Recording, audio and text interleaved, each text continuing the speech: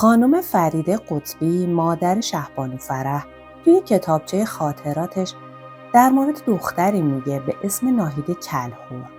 ناهید کلهر یه زمانی از نزدیکترین دوستای فرح بود. توی پاریس که بودیم نقشه‌ای تو سرش بود. حسادت و جاه طلبیش نمیخواست اجازه بده که فرح به تاج و تخت برسه. ناهید با زیرکی که داشت تمام سعیشو میکرد که ذهن فرح رو تغییر بده. اما دخترم اراده قوی داشت و حمایت منو به دنبال داشت. سالها بعد همون دوستی که قسم به رفاقت میخورد از چهرش نقاب برداشت و خیانتی به دخترم کرد که زخم عمیقی روی زندگیش گذاشت. تا انتهای این ویدیو همراه ما باشید و اگه تا الانم عضو کانال ما نشدین لطفاً دکمه سابسکرایب رو بزنید که حمایت شما باعث دلگرمی ماست. اولین سفری که من به خارج از ایران داشتم سفر به پاریس بود که همراه دخترم فرح برای خرید لباس و جواهرات و وسایل مورد نیاز عروسیش رفته بودیم. سالها قبل دخترم توی پاریس زندگی میکرد و اونجا به تحصیل میپرداخت. من در مورد پاریس و زیباییاش خیلی شنیده بودم. اما وقتی برای اولین بار به پاریس رفتم و شهر زیبای گلها و بلوارهای پر از درختش رو دیدم، غرق در اون همه زیبایی شدم و تازه فهمیدم که چرا احمد شاه قاجار زندگی توی پاریس رو به سلطنت بر ایران ترجیح داده بود.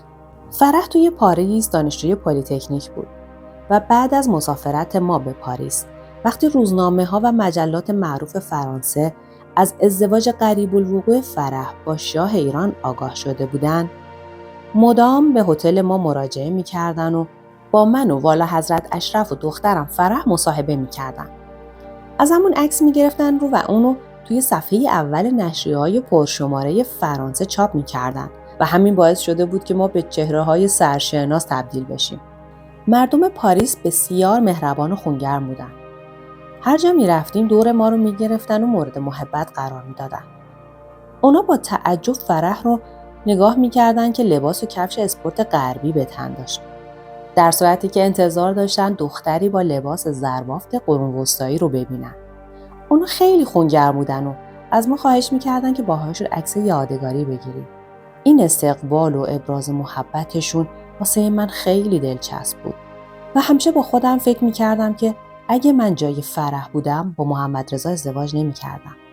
توی همین پاریس میموندم و کار و زندگی می‌کردم و از نظر من زندگی توی پاریس به عنوان یه فرد آزاد از زندگی یه ملکه توی دربار که حتی مدل موی سر و نوع لباس پوشیدنش هم باید مشاورای اعلیحضرت تعیین می‌کردن خیلی دلچسب‌تر و بهتر بود.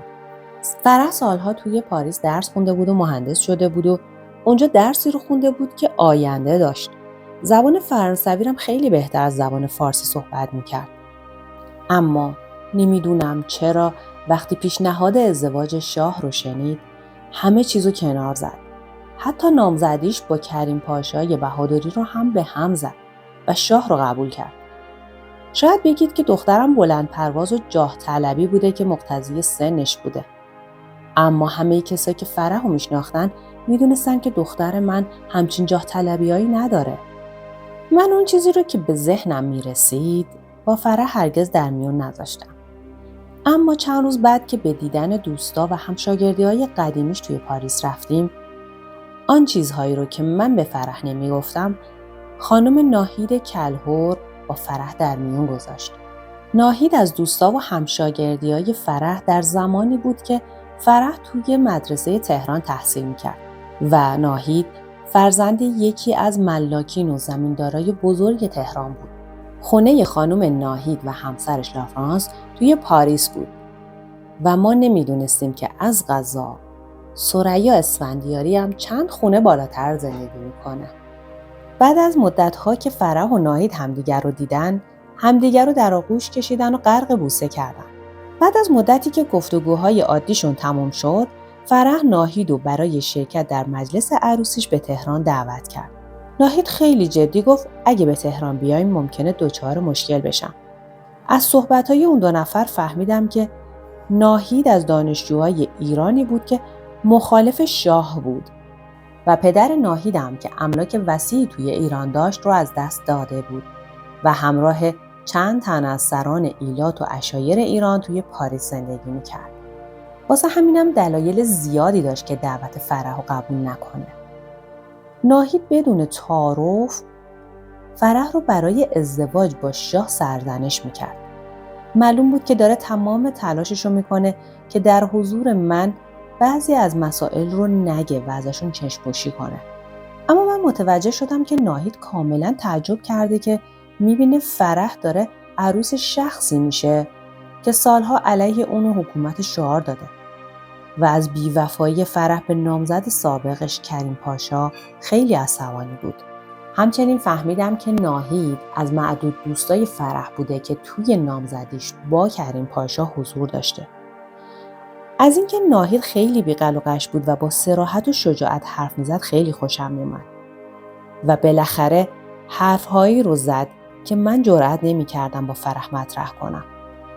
بهش گفت آیا فکر نمی‌کنی که اگه تو پاریس بمونی و با مرد مورد علاقت ازدواج کنی خیلی خوشبخت‌تر نخواهی بود؟ و بعدم بدون اینکه اجازه بده فرح جوابی بده ازش پرسید چطور ممکنه که شما با 2 جلسه ملاقات به محمد رضا علاقه‌مند شده باشید؟ بعدش هم به سرنوشت فوزیه و ثریا اشاره کرد و همونجا بود که به ما اطلاع داد ثریا چند متر بالاتر توی آپارتمانی تک و تنها زندگی میکنه. اما بالاخره با همه مقاومتی که داشت ناهید با همسر فرانسویش به تهران اومد و توی جشن عروسی فرح و محمد رضا شرکت کرد.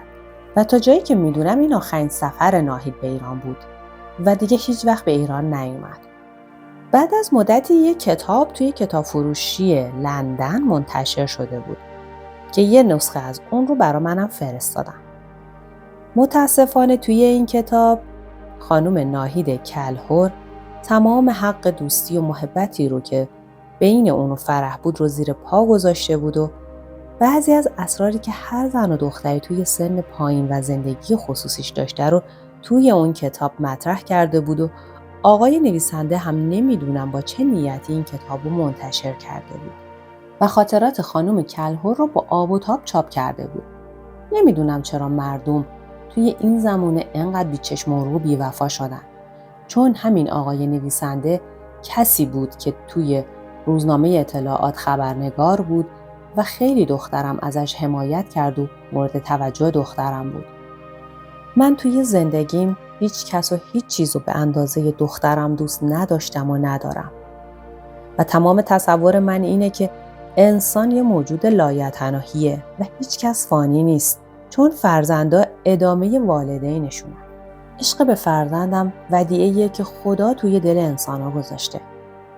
واسه همینم وقتی می‌دیدم که فرح وقتی که قراره به زودی همسر شاه و ملکه ایران بشه و در پوست خودش نمی‌گنجه و خیلی خوشحاله، با تمام نگرانی‌هایی که داشتم توی شادیش سهیم می‌شدم.